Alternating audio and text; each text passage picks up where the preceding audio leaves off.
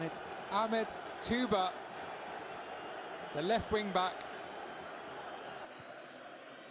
Delivered back into the danger area, flicked on, and they scored! Oh, it's incredible! It's Cole Toko Ekambi. Cameroon. Ah, on laisse à moi et tout. Les gars, bonsoir. Je voulais vous dire un truc. Je voulais vous dire un truc. Non, je bénis, c'est bon. Coach, je voulais vous dire un truc que vous avez triché au match. Vous avez triché au match. Et vive l'Algérie. Vive l'Algérie. 1, 2, 3, vive l'Algérie. Belmadi. نموت عليك Belmadi. Je suis avec un tricheur corrompu.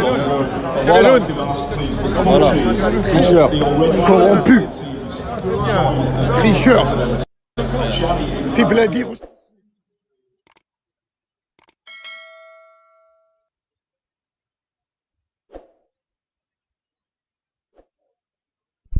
Chers frères et sœurs, bonjour ou bonsoir. Vous avez vu la vidéo qui vient de passer et le jeune Algérien qui, je ne sais pas comment on peut dire, qui s'invite à la cérémonie je sais pas, de fabrication ou bien de création des poules de la Coupe du Monde de football 2022 au Qatar. Donc, il s'invite et il commence à, je peux dire, insulter en fait Rigobert Song et Samuel Eto'o-Fils. Il les insulte, il les traite de tricheurs.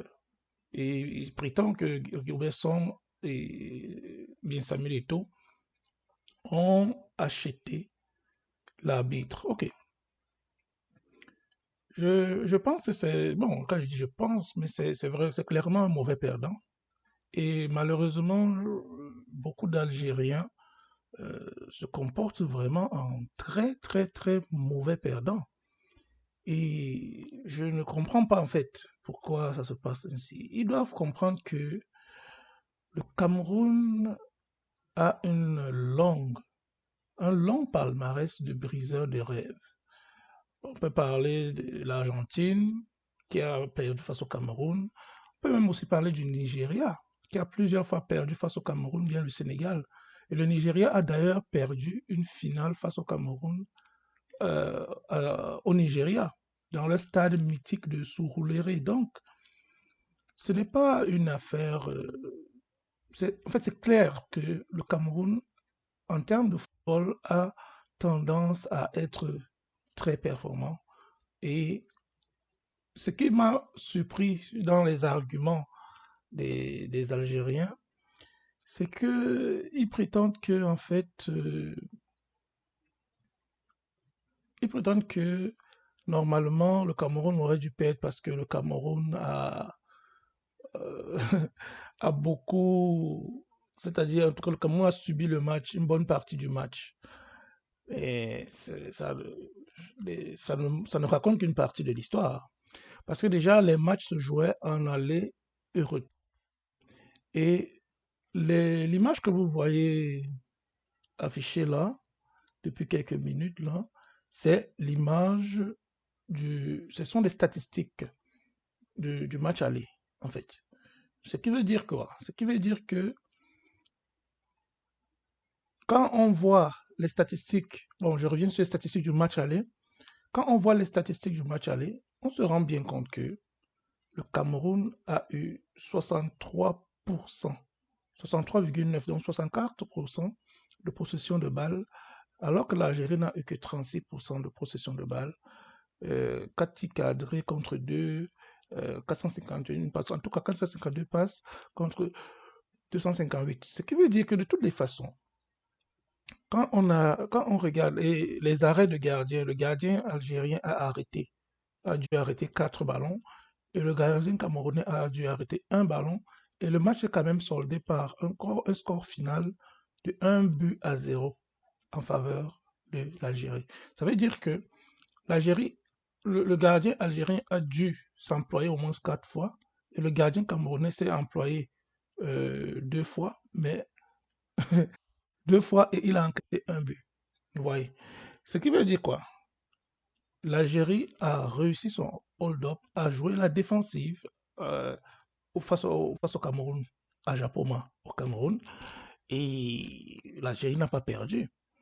Maintenant, quand on regarde le, les statistiques du match retour, on voit que l'Algérie a dominé 65% de possession contre 35. Je vous rappelle que la possession de balle au match aller, c'était en faveur du Cameroun, 64%.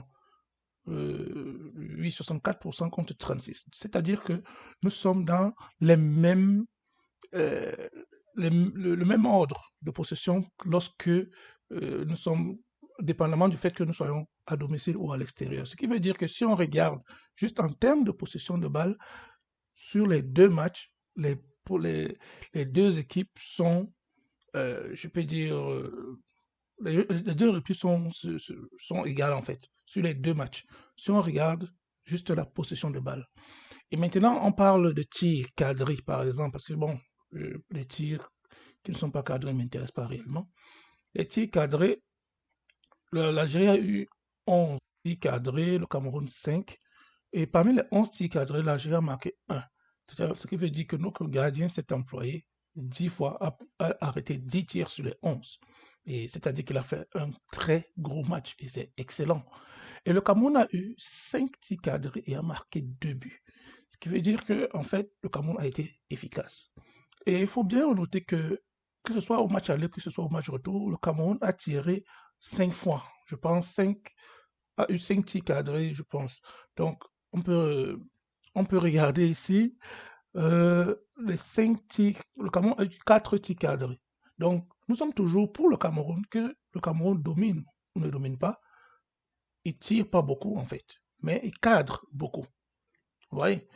Donc, ce qui veut dire que, logiquement, les Algériens auraient dû comprendre que les Camerounais ont une certaine efficacité. C'est-à-dire que même en Coupe d'Afrique, on a remarqué que les Camerounais l'équipe du Cameroun en tout cas était très efficace. Leurs occasions les concrétisaient tout simplement. Et bon, précision de passes, nombre de passes, tout ça, on voit qu'il y a eu dans l'ensemble des deux matchs, il y a eu beaucoup de passes côté algérien, je pense. Et de toutes les façons, quand on regarde aussi, ce qui est intéressant de revoir aussi, c'est par exemple les cartons jaunes. On voit que les deux équipes pas carton jaune, ce qui veut dire que ce qui veut dire que les deux équipes ont réellement, c'est-à-dire qu'elles sont vraiment affrontées là, sur le point physique, sur le plan physique.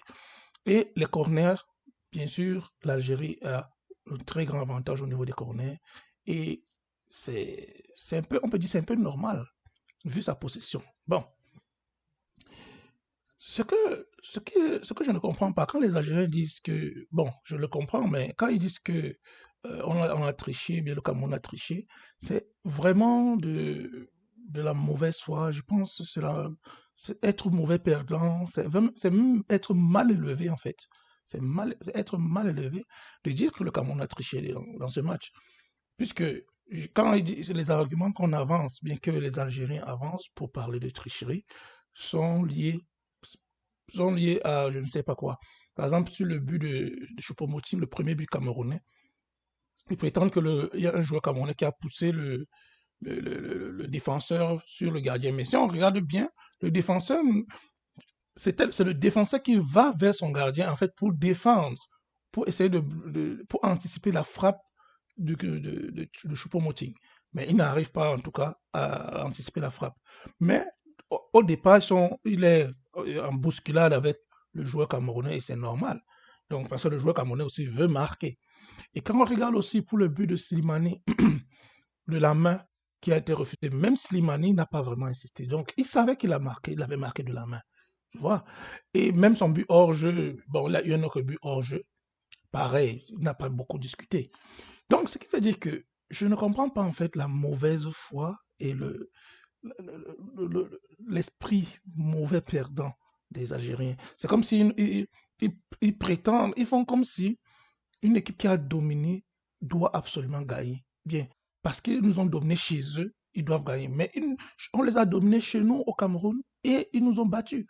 Donc, ça, je trouve ça très malhonnête en fait. Et de toutes les façons, je pense même que s'il